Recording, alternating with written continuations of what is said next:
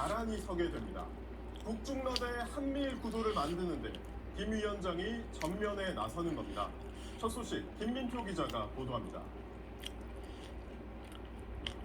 김정은 국무위원장이 탄 전용 열차가 중국 베이징역으로 서서히 들어섭니다. 방탄 기능을 위해 특수 설계된 창문이 검은색이나 하얀색으로 가려져 내부는 보이지 않습니다. 김 위원장 전용 열차가 베이징역에 도착한 시간은 오후 5시쯤입니다. 어제 오후 평양을 출발한 뒤 오늘 새벽 2시쯤 압록강 철교를 넘어 단둥과 선양, 텐진을 거치는 1300km 구간을 만 하루 넘게 이동한 겁니다. 평균 속도가 시속 55km인 셈인데 기관차 교체를 위해 북한 신의주역에 정차한 시간을 계산하면 이보다는 빠른 속도로 움직인 것으로 보입니다. 북한 관영 매체들은 김 위원장의 동선을 이례적으로 불과 몇 시간 뒤에 전하며 사진까지 공개했습니다. 김 위원장이 베이징역에 도착하기 직전 역 주변이 통제된 상태에서 중국 측 환영단이 들어가는 모습도 포착됐습니다. 중국은 고위급 인사를 보내 6년 8개월 만에 방문한 김 위원장을 영접한 것으로 알려졌습니다. 환영 행사 이후 김 위원장 일행이 탄 차량 행렬은 주중 북한 대사관에 들어가는 모습이 목격됐습니다. 집권 후 5번째 중국을 방문한 김 위원장은 이번 열병식을 통해 첫 다자 외교 무대에 등장합니다. 북중러 정상이 내일 테난먼 막루에서 나란히 선 장면은 신냉전의 시작이라는 메시지를 발신하며 국제정세 격변을 예고할 것으로 보입니다. SBS 김민표입니다. 김정은 위원장이 도착한 베이징에선 어떤 움직임이 포착되고 있는지 현지 바로 연결해 보겠습니다. 권한특파원, 지금 김 위원장은 어디에 있나요? 네, 김정은 위원장은 베이징 도착 후 정확한 동선이 파악이 되지 않고 있습니다. 베이징역에서 빠져나오는 북한 대표단의 차량 행렬이 목격은 됐지만요. 김 위원장이 향할 만한 장소 주변이 모두 철저히 봉쇄된 상태라서 동선 파악이 쉽지 않은 상태입니다. 북한 대사관 인근으로도 북측 차량들이 대거 진입을 했는데 김 위원장이 탔을 이른바 1호차는 보이지 않아서 김 위원장과 수행단이 따로 움직였을 걸로도 보입니다. 김 위원장의 숙소론 갸오이타이가 유력해 보입니다. 김 위원장은 과거에도 베이징을 방문했을 때 갸오이타이 18호각에 묵었었어요. 특히 이 18호각은요, 김일성, 김정일도 투숙을 했던 곳입니다. 앞서 베이징에 먼저 도착한 푸틴 러시아 대통령도 갸오이타이 국빈관으로 향했는데요. 만약 김 위원장도 이곳에 머문다면 중국 측이 푸틴과 동일한 수준의 의전을 제공하고 있다, 이렇게 풀이될 수 있습니다. 그렇다면 김 위원장은 내일 열병식 참석 외에 어떤 외교 일정을 가지게 됩니까? 네, 마찬가지로 김 위원장의 베이징 일정은 현재 철저한 비공개 상태입니다. 다만 내일 열병식 참석 이후에 오찬 성격의 리셉션, 또 만찬 성격의 문화 공연 모두 참석할 가능성이 점쳐집니다. 다자 외교 무대의 데뷔전인 만큼 적극적인 행보를 보일 수 있는 겁니다. 국정원도 김 위원장이 내일 리셉션 갈라에 참석해서 각국의 정상들과 소통할 수 있다, 이렇게 예측을 했습니다. 또 관심 분야와 연계한 현지 시찰 가능성도 있다고 밝혔습니다. 김 위원장은 지난 2018년과 2019년 방중을 했을 때 중국 실리콘밸리로 불리는 중관춘, 또 경제특구 이庄에서 연구기관과 기업 등을 둘러봤었는데요. 이번에도 첨단 기술단지나 산업시설을 방문할 가능성이 있습니다. 그리고 이번에 북한과 중국, 북한과 러시아의 정상회담이 열릴 걸로 예상되는 거죠? 네, 국정원은 북중, 북러 정상회담이 모두 열릴 거라고 보고 있습니다. 이 북중 정상회담은요, 6년 8개월 만인데요.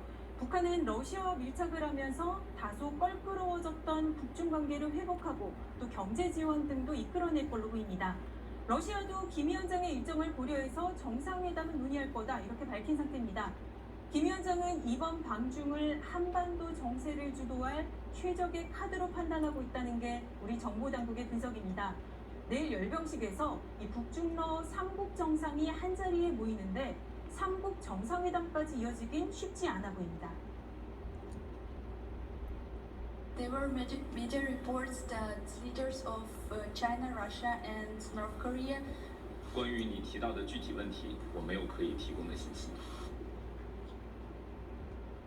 네, 중국이 북한, 러시아와 묶여서 신냉전 구도로 비치는데 부담감을 느끼고 있기 때문입니다. 국정원 역시 이번에 북중러 정상회담은 없을 거다 이렇게 전망했습니다. 지금까지 베이징에서 전해드렸습니다. 김정은 위원장의 첫 다자 외교 무대를 누가 수행하고 있을지도 주목할 부분입니다. 우리 정부 당국은 부인 리설주가 동행했을 가능성이 있다고 보고 있습니다. 또 후계 자설이 나오고 있는 딸 김주애가 포함됐을지도 관심입니다. 이어서 안정식 북한 전문 기자의 보도입니다. 북한이 김정은 국무위원장의 평양 출발 소식을 알리며 공개한 사진들을 보면 전용 열차 안에선 김 위원장 외에 최선희 외무상이 등장합니다. 김성남 노동당 국제부장의 옆모습도 찍혀 있습니다. 열차 바깥 사진에선 최 외무상과 함께 조용원 당 조직비서와 김덕훈 경제부장이 보입니다. 최선희와 김성남은 북한 외교를 담당하는 간부들이고 조용원은 당 조직을 총괄하며 국내 상황을 챙길 인물입니다. 김덕훈이 동행한 건 중국, 러시아와 경제 문제 논의에 대비한 걸로 보입니다. 국가정보원은 국회 정보위원회 보고에서 김정은의 부인 리설주와 동생 김여정이 동행했을 가능성이 있다고 추정했습니다. 최선희 외무상, 김성남 당 국제부장, 현성월 부부장 등이 수행을 하고 있고 리설주, 김여정도 동행했을 가능성이 있으며 리설주가 동행했다면 정상들의 배우자 행사에 참석할 것으로 보이고 김여정의 경우 대외 관계를 다루는 만큼 정상회담 등에서 보좌를 맡을 걸로 예상됩니다. 김정은의 의전을 담당하는 현송월까지 따라갔다고 본다면 북한 여성 실세 4인방 가운데 딸 김주애를 제외한 3사람이 포함된 셈인데 국정원은 김주애의 동행 가능성에 대해서는 신중한 모습입니다. 난 김주애가 같이 갈 것인가에 대해서는 확정적으로 단정을 하기는 어렵다라는. 북한 내에서 후기자 수업을 받고 있다 하더라도 국제 행사에까지 나서긴 아직 어리고 여러 정상이 모이는 다자회의인 만큼 활동 공간이 크지 않다는 점도 있습니다. 하지만 만약 김주애가 동행했다면 행사 참여보다는 국제 무대의 경험을 쌓게 하는 차원으로 보입니다. SBS 안정식입니다. 앞서 보신 것처럼 김 위원장이 탄 전용 열차는 신의주에서 단둥을 넘어 이동한 것으로 보입니다. 이 열차를 베이징까지 이끌어줄 중국 기관차가 압록강 철교 위에서 북한 쪽으로 넘어가는 모습을 SBS가 단독 포착했습니다. 이후 김 위원장의 중국 진입이 임박하자 중국 공안은 현장에서 취재하고 있던 외신 기자들을 모두 연행했습니다. 베이징에서 한상우 특파원입니다. 북한 신의주와 중국 단둥을 연결하는 압록강 철교 위에 북한에서 중국으로 향하는 화물차들이 줄지어 늘어섰습니다. 북중무역의 주요 줄기인 만큼 김정은 북한 국무위원장의 이동이 예고된 어제도 저녁까지 차량 행렬이 이어졌습니다. 물동량이 많고 관광객들로 붐비는 곳이지만 밤이 되자 달라졌습니다. 밤 8시 철교 전체 불이 꺼지더니 다리 아래에서 소형 순찰정이 쉴 새 없이 움직입니다. 다리 위의 움직임을 볼 수 없도록 한 건데 자정 무렵엔 공원 요원들이 손전등을 들고 일일이 다리 위를 점검하는 모습도 보입니다. 이어 북측으로 서서히 움직이는 기관차. 김정은 북한 국무위원장이 탄 열차를 끌고 베이징으로 이동하려는 목적입니다. 지난 2019년 방중 때는 단둥역 환영 행사 동안 중국 기관차를 연결했지만 이번에는 북한으로 이동해 바꾼 것으로 추정됩니다. 김 위원장의 국경 진입이 임박해지는 순간 중국 공안 당국의 경계와 단속은 최고 수위에 달했습니다. 영상 촬영과 취재 허가, 여권 소지 여부 등 각종 이유를 들어 압록강 철교 주변에서 취재하던 SBS 취재진과 외신 기자들을 모두 연행했습니다. 이후 김 위원장이 단둥을 통과한 걸로 추정되는 새벽 3시쯤 공안 당국은 모두 훈방 조치했습니다. 결국 김 위원장은 동선 노출 없이 베이징에 도착할 수 있었는데 중국 정부가 이전보다 더 많은 배려를 한 걸로 볼 수 있습니다. 베이징에서 SBS 한상우입니다. 내일 오전 열리는 열병식에서는 북중러 세 나라 정상이 66년 만에 한자리에 모인 모습이 전 세계에 생중계됩니다. 행사를 하루 앞두고 베이징 곳곳의 경비는 최고조로 강화됐습니다. 이 내용은 장선희 기자가 전하겠습니다. 전승절 열병식이 열리는天安문 광장은 아예 접근 자체가 통제됐습니다. 열차역에는 가림막이 설치됐고 곳곳에 공안이 배치돼 검문 검색을 강화하고 있습니다. 내일 오전 10시 70분 동안 이어질 전승절 기념식은 70주년 때와 마찬가지로 시진핑 주석의 연설로 시작할 것으로 보입니다. 中国人民解放军忠实执行维护世界和平的神圣使命。 이어지는 열병식에서는 총 45개 부대가 참여해 시진핑 주석의 사열을 받고 이어 각 부대가 광장을 행진합니다. 10년 전 12,000명이던 참가 인원은 22,000명으로 늘어 역대 최대 규모입니다.